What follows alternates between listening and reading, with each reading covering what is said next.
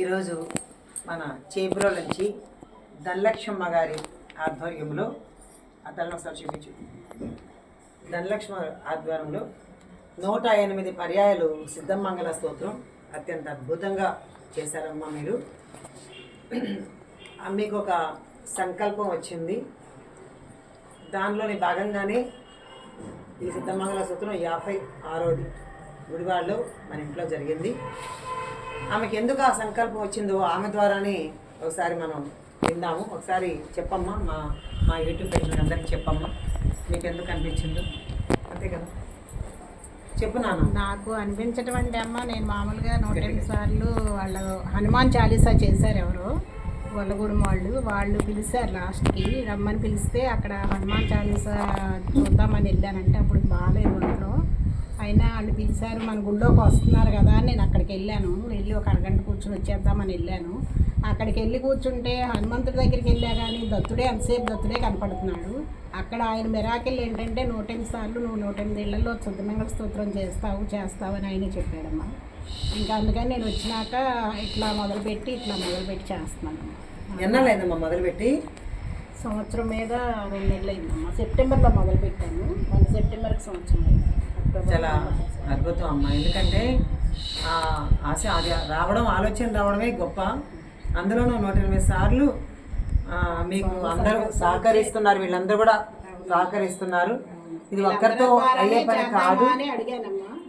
అలా చేద్దామని అడిగినాక ఇంకా నేను నిర్ణయించుకుందంటే వస్తే వస్తారు, లేకపోతే గుళ్ళోను నా ఇంట్లో అయినా పెట్టుకున్నాము. ఇట్లా సంకల్పం ఇచ్చాడు దేవుడు బాబా భక్తుడు అని చెప్పాను వాళ్ళకి. వాళ్ళు కూడా అందరూ ముందుకు వస్తున్నారు అన్నిటికీ. వాళ్ళు పెట్టుకుంటున్నారు, వాళ్ళ ఇళ్ళలో చేయించుకుంటున్నారు. చాలా బాగుందమ్మా, బాగా జరుగుతుంది. నేను అసలు ఇట్లా జరుగుద్ది అని అనుకోను. ఏదో చెప్పాను, నేను ఇట్లా చేస్తున్నాను అని అనుకున్నా కానీ నా ఉద్దేశం అయితే బాగా చేయించుకోవాలనే ఉంది ఆ స్వామి. కాకపోతే నేను వీళ్ళందరూ కొంచెం సమకూడినాక స్వామి బాగా చేయించుకుంటున్నాడమ్మా. నాదేం కాదు, అది స్వామిదే, నాదేమీ లేదు, స్వామిది. వీళ్ళందరి ఇది ఉండబట్టే నేను చేయగలుగుతున్నానమ్మా, నాది నేను చేయలేను కదా. వీళ్ళందరూ సహకరిస్తున్నారు, నా దగ్గరికి వస్తున్నారు. వాళ్ళు ఇట్లా చేద్దామంటే ఎప్పటికప్పుడు వాళ్ళే సమకూడుతున్నారు, అందుకని చేయగలుగుతున్నాను. ఇంకా చేబ్రోలోనేనమ్మా, ఇంకా ఎక్కడెక్కడ చేస్తున్నారు? ఎక్కడైనా చేస్తామని ఇంకెక్కడ పిలవలేదు. చేబ్రోలోనే జరుగుతుంది ప్రస్తుతం. గుడివాడలో ఇవాళ ఫస్ట్ ఉన్నాయన్నారు కదా, ఉన్నాయమ్మా, బయట ఉన్నాయి అన్నారు. పత్తిపురం మధ్య రమ్మని షిరిడీలో చేశారు. షిరిడీలో చేశానమ్మా, ఇప్పుడు గుడివాడలో చేస్తున్నారు. ఇంకా మీకు ఎవరికైనా కావాలంటే కూడా సిద్ధమంగళ స్తోత్రాన్ని చేబ్రోల అమ్మకి ఫోన్ చేస్తే తప్పకుండా ఆవిడ ఇంటికి వచ్చి చేస్తారండి. నా ఫోన్ నెంబర్ మీకు తెలుసు కాబట్టి నాకు చెప్పండి, లేదంటే ఆమె ఇప్పుడు నెంబర్ చెప్తారు. అమ్మ, మీ సిద్ధమంగళ ఏమన్నా పెట్టించుకోవాలనుకున్నారనుకోండి, ఒకసారి మన వాళ్ళకి నెంబర్ కూడా చెప్పండి అమ్మ.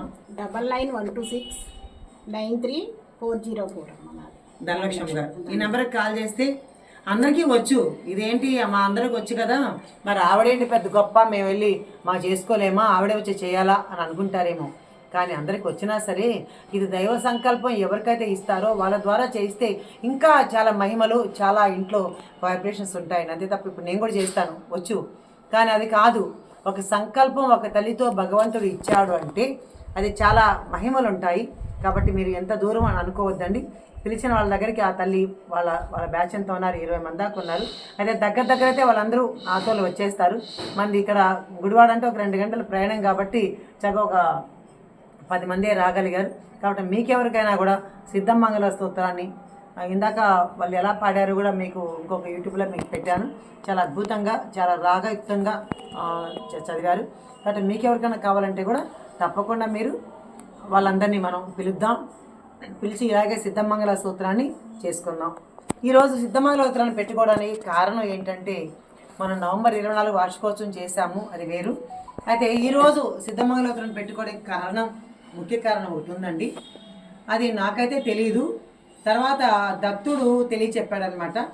ఈరోజు ముఖ్యంగా నేను ఎందుకు పెట్టుకున్నా అంటే, ఈ ఫోటో మీరు చూసే ఈ ఫోటో ఈయన పిఠాపురం నుంచి నాకు నచ్చితే అక్కడి నుంచి నేను చేయించుకొని మన ఇంటికి రావడం జరిగింది. ఈ స్వామివారు వచ్చారు కదా అని ఆ సందర్భంలో, పైగా శ్రీపాద శ్రీవారు చాలా ఇష్టం కదా సిద్ధమంగళ స్తోత్రం అంటే, దానికోసం ఈరోజు మన ఇంట్లో పెట్టుకుందామని ఆలోచన కలిగి ఇలా జరిగింది. దేనికి కూడా కానీ ఒక కార్యం అంటే ఏదైనా జరగాలంటే కారణం లేకుండా ఏది ఉండదు అని శ్రీపాద శ్రీవల్లభ చరితామృతంలో అత్యంత అద్భుతంగా అక్కడ మనకి కనిపిస్తుంది అనమాట. ప్రతిదానికి ఒక కారణం ఉంటుంది. ఒక కార్యం చేయాలి అంటే ఈరోజు అనగాష్టమి అన్న విషయం కూడా నాకు తెలియదు. నేనేమో ఆదివారం చెయ్యమ్మా అని చెప్పేసి అడగడం జరిగింది.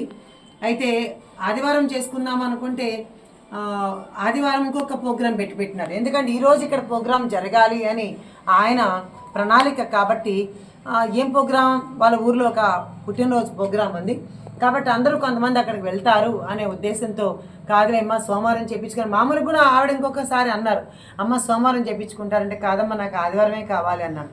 కాదమ్మా ఇలా ఆదివారం మా ఊళ్ళో కొంచెం చిన్న ప్రోగ్రాం ఉందమ్మా, కొంతమంది మిస్ అవుతారేమో, నాకు అభిమానులు ఉన్నారంట ఊళ్ళో కాబట్టి కొంతమంది మిస్ అవుతారేమో అని చెప్పేసి అక్కడ చూపిస్తాను.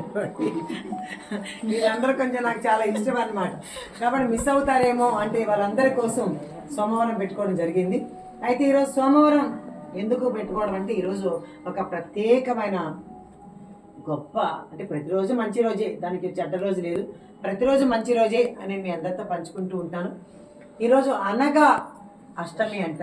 కార్తవీర్యార్జునుడే అంటే దత్తాత్రేయుడే స్వయంగా కార్తవీర్యార్జునుడితో ఆ యొక్క వ్రతాన్ని ఆచరించిన రోజు అన్నమాట ఇది. కాబట్టి అనగాష్టమి రోజు మేమంతా మరి అనగాష్టమి చేయాలంటే దానికి చాలా చాలా మాకు తెలియదండి. అంటే కలశాలు పెట్టుకోవాలి, 11 పెట్టాలి, ఇలా చాలా పెద్ద కార్యక్రమం. అది గుళ్ళల్లోనూ అలా చేస్తారనమాట, కానీ ఇళ్లలో కొంచెం తక్కువ జరుగుతాయి అలాంటి కార్యక్రమాలు. అయితే ఇందులో సిద్ధమంగళ స్తోత్రం ద్వారా మేము తెలుసుకుంది ఏంటంటే దాని పరిస్థితిలో ఏముందంటే ఇది సిద్ధమంగళ స్తోత్రం ఒక్కసారి చదివితే అనగాష్టి వ్రతం చేసి 1000 మంది బ్రాహ్మణులకి భోజనం పెట్టిన ఫలితం లభిస్తుంది అంట. కాబట్టి మనం ఈరోజు అనగాష్టమి వ్రతం చేసి మనం 1000 మందికి అన్నం భోజనం పెట్టిన ఫలితం మనకి సిద్ధమంగళ స్తోత్రం ద్వారా మనకు జరిగిందండి. అది ఒక్కసారి చదివితే అన్నారు. మరి మనం ఎన్నిసార్లు చదువుకున్నా 108 సార్లు, అంటే కొన్ని లక్షలాది మందికి అన్నదానం చేసిన, దానం కూడా అనకూడదు, భోజనం పెట్టిన ఫలితం ఆ శ్రీపాద శివలో స్వామి మనందరికీ ఇచ్చారు. ఇక్కడ భోజనం పెట్టేది ఎవరు లేదు, తీసుకునేది లేదు, అంతా పరమాత్మ ఇచ్చిందే మనకి. కాబట్టి ఈరోజు నేను పిలవగానే అమ్మ మేము రాలేమమ్మా ఇంత దూరం అని చెప్పి మీరెవరు అలా అనకుండా మన ఇల్లు అని అనగానే పరిగెత్తుకుంటా మీరందరూ నిజంగా వచ్చారమ్మా. మీ అందరికీ పేరు పేరున ధన్యవాదాలు. ముందుగా మా ధనలక్ష్మమ్మకి కృతజ్ఞతలు. అలాగే ఇదిగోని చూడండి చక్కగా అద్భుతంగా పాడుతుంది ఈ దీప్తి, దీని పేరు. చిన్నప్పుడే మొక్కై వంగనేది మానై వంగన అన్నట్లాగా చిన్నప్పటి నుంచే ఈ పాపకి భక్తి ఎలా అబ్బిందంటే జన్మ సంస్కారం మూలాన భక్తి అబ్బింది. అద్భుతంగా సిద్ధమంగళ స్తోత్రం పాడగలదు. గురుచరిత్ర కూడా ఒక తప్పు లేకుండా కూడా తను చదవగలదు చిన్న వయసులో. ఇలాంటి వాళ్ళంతా ముందుకు తీసుకొస్తే మాలాంటి వాళ్ళు కొంచెం మాకు రెస్ట్ ఉంటుందండి, అంటే వాయిస్ రెస్ట్ ఉంటుంది మా అందరికీ. కాబట్టి ఇలాంటి పిల్లలందరూ కూడా ముందుకు రావాలి, యూత్ రావాలన్నమాట అమ్మ.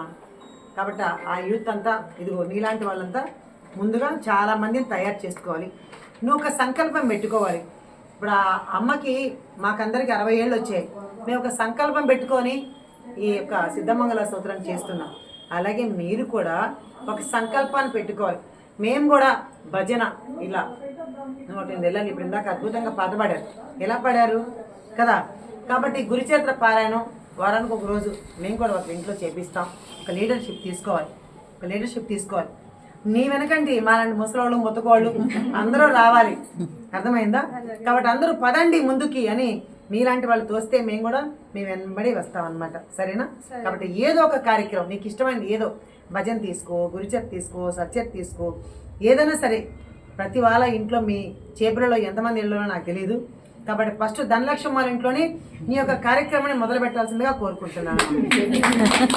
ఎందుకంటే కార్యక్రమాలు చేయాలంటే చాలా సాహసం కావాలమ్మా. సాధన అంటే ఇది కార్యక్రమం పెట్టుకోవాలంటే చాలా సాహసం కావాలి.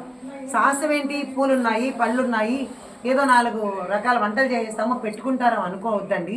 దాంతోపాటు అనంతమైన శక్తి కూడా మనకు కావాలన్నమాట. ఆ శక్తి ఉంటేనే మనం పెట్టుకోగలుగుతాం. ఆ శక్తి ఒక ధనలక్ష్మి గారికి మాత్రం తప్పకుండా ఉందమ్మా. మీ అందరికి తెలుసు ఆవిడకి ఆరోగ్యం బాగలేకపోయినా లేదంటే ఇంకా ఇంట్లో అంతా సహకరిస్తారు. కానీ చేయాలి, ఇంకా ఏదో చేయాలి తపన ఉంది కదా, ఆ తపన వలే మీరందరూ కూడా ఆవిడ చుట్టూ మనం గరగరగిర తిరుగుతున్నాం అనమాట కదా. ఎందుకు తిరుగుతున్నాం అంటే ఆ తపన ఉంది. ఆ తపనకి మనం కూడా కొంచెం మనం చేయొద్దు ఇవ్వాలా అని చెప్పేసి మీరందరూ కూడా పొద్దున్న మరి ఇక్కడికి రావాలంటే ఎన్ని పనులు అనుకుంటారు, ఇంట్లో ఎంత త్యాగం చేసి వచ్చి ఉంటారు కదా. ఆ హస్బెండ్ భోజనం వండి పెట్టుకొని ఇల్లంతా పని చేసుకొని ఎంతో వాళ్ళంతా సహకరిస్తారు. కాబట్టి మీ అందరికీ సహకరించిన మీ ఇంట్లో వాళ్ళకి ప్లస్ మీ భర్తలకి ఒకసారి కృతజ్ఞతాపూర్వకంగా క్లాస్ చెప్పండి. కాబట్టి వాళ్ళు ముందుండి వాళ్ళు సహకరిస్తేనే మనం ఇలాంటి కార్యక్రమాలు చేయగలుగుతాం కదా, లేకుండా మనం ఏమి చేయలేం. ప్రతి స్త్రీ వెనక ఎవరుంటారు, గట్టి చెప్పండి. ప్రతి స్త్రీ వెనక, ప్రతి విజయ్ వెనక గట్టిగా చెప్పండి. ప్రతి స్త్రీ వెనక ఎవరుంటారు, కానీ ఇప్పటి నుంచి ఈ రోజు నుంచి మనం మార్చేస్తున్నాం. మనం అనుకుంటాం కదా ప్రతి పురుషుడు వెనక స్త్రీ ఉంది అనుకున్నాం, కానీ ఈ రోజు నుంచి మనం ఏమనుకుంటున్నాం, ప్రతి స్త్రీ వెనక ఒక భర్త ఉన్నాడు. అది భర్త కావచ్చు, పిల్లలు కావచ్చు, ఎవరైనా కావచ్చు, శక్తి ఉంది. ప్రతి శక్తి, ఆ శక్తి ఎవరు, మన ఇంట్లో మగవాళ్ళేనండి, మన ఫ్యామిలీ మెంబర్సే. మనల్ని ఖచ్చితంగా ముందుకు వెళ్ళాలంటే మన ఫ్యామిలీ మెంబర్స్ సహకారం తప్పకుండా ఉండాలి. కాబట్టి అలాంటి మనందరినీ ఒక మంచి మార్గం నడిపిస్తున్నాం. మన సినిమాకి అడుగు 4 రోజులు అంటే తిడతారు కదా, అలాంటి చీరలు కొనుక్కున్న అడుగు తిడతారు, నగలు కొనుక్కున్న అడుగు తిడతారు. కానీ నువ్వు భక్తులకి దిగితే నిజంగా వాళ్ళకి లోపల పైకి తిడతారు ఎప్పుడు పూజలని, కానీ లోపల ఆనందించేది మగవాడే, ఖచ్చితంగా మగవాడు. ఎందుకంటే నా ఇల్లు, నా పిల్లలు మొత్తం అందరూ బాగుంటారు అని ఆనందించేది మగవాళ్ళేనండి. కాబట్టి ఇక్కడ ఒక మగాయన ఉండాలని కనుక్కోండి. సార్ మరి మేమందరూ ఆడవాళ్ళు పూజ చేస్తే మగవాళ్ళు సంతోషిస్తారు కదా, మీరు కూడా కదండి. చూసారు, ఆయన కూడా ఒప్పుకున్నాడు. ఇదిగో చూడు మా విజయం ఎలా నవ్వుతుందో. మా విజయం ఇలా వచ్చిందంటే కారణం మా అన్న అండి. ఎందుకంటే నువ్వు ఎక్కడికైనా వెళ్ళు, కానీ సాయంకాలం వచ్చేసి నాకు అన్నం పెట్టు అంటాడు. కాబట్టి అది ఆనందం కదమ్మా మనకి నిజంగా. కాబట్టి మనందరూ మన ఇంట్లో వాళ్ళకి ఫస్ట్ చాలా కృతజ్ఞత, చాలా థ్యాంక్ యూ అమ్మా. మీరు ఎవరైనా చెప్తారా? కరెక్ట్. ఇప్పుడు మా పద్మ ఏమంటాను, ఇంట్లో మనశ్శాంతి ఉంటేనే రాగలుగుతాం. ఇంకా మన చేపల ధనలక్ష్మకి అయితే ఫుల్ సపోర్ట్. నీ ఇష్టం, నువ్వు ఎన్నైనా చేసుకో, నీ ఆరోగ్యం నీ ఇష్టం, మాకే సంబంధం లేదు. నీకు మన ఉందా, సపోర్ట్ ఉందా? ఒకసారి చూపించడానికి సపోర్ట్ చెప్పరా దుర్గా? మనం లేవు కాదు, ఆయన ఎక్కడికి తీసుకెళ్ళరు, అలా అని నేను ఎక్కడికన్నా వెళ్తానన్నా కాదు. ఇది అత్యంత అద్భుతం అమ్మా. పద్మావతి నువ్వు చెప్పురా, చెప్పు, నువ్వు చెప్పు. ఏముంది చెప్పడానికి? అరే నువ్వు చెప్పు పద్మమ్మ, నీకెలా ఉంటుంది? నేను చెప్పాను ఇంట్లో సహకారం ఎలా ఉంది? ఆమెలాగేనా? ఇది ఉంటే బట్టే కదా రాగలుగుతున్నాము, ఎంత దూరం అయినాను. నువ్వు నాగలక్ష్మి, మా రాము ఏమంటాడు చెప్పు. క్లాస్ కొట్టండి, పిల్లల హెల్ప్ కూడా. ఓకే సుజాతమ్మ నువ్వు చెప్పు. Full support. ఇంకా ధనలక్ష్మి అడగండి ఒకసారి. ధనలక్ష్మి మీరు చెప్పండి, మీరు చెప్పండి. అన్న ఏమంటారు? అన్న ఏమంటారు? నీ ఆరోగ్యం నీ ఇష్టం అంటారా? ఆరోగ్యం చూసుకోముందు నువ్వేం చేసినా ఆరోగ్యం చూసుకో అంటారు. మా బాబు కూడా అలాగే అంటాడు. కానీ వాళ్ళు అదే భగవంతుడు చేస్తే ఆరోగ్యం అదే వస్తుందిలే, ఇంట్లో కూర్చొని ఏమొస్తుందని నేను ఇదే 15 రోజుల నుంచి మొండికేసి ఇలా తిరిగేస్తున్నాను. కరెక్ట్ అమ్మా, నిజం. నేను ఒక మాట ఎప్పుడు చెప్తాను, ఏమని చెప్తానంటే భగవంతుడు పనులు మనం చేస్తే మన పనులు చెప్పండి మళ్ళీ, మన పనులు మన పనులు భగవంతుడు చేస్తాడు. అందుకని భగవంతుడి సేవ, భగవంతుడి సత్సంగం, భగవంతుడి కార్యక్రమాల్లో మనం పాల్గొంటే తప్పకుండా భగవంతుడే మన పనులన్నీ ఇంటికి వెళ్ళి చేసి పెడతాడు. ఆసుదీన్ బాబా అక్కడ ఒక భక్తుని ఇలా వస్తే, వద్దు నువ్వు వెళ్ళదు కూర్చో అన్నాడు.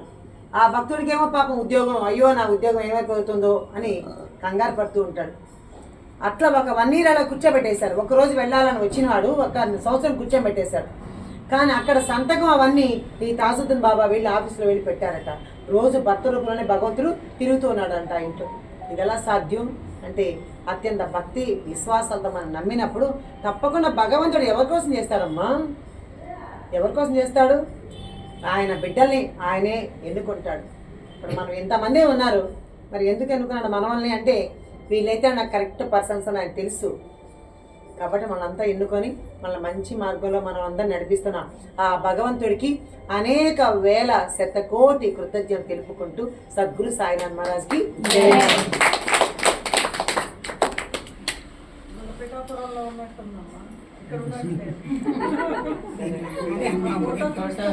నిజంగా పిఠాపురంలో స్వామి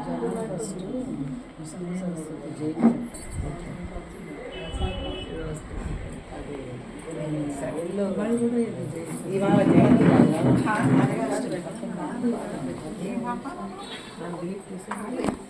మొన్న ముగ్గురు 3 రకాలుగా వాడారు. అది అంతా గుర్తొచ్చి నవ్వు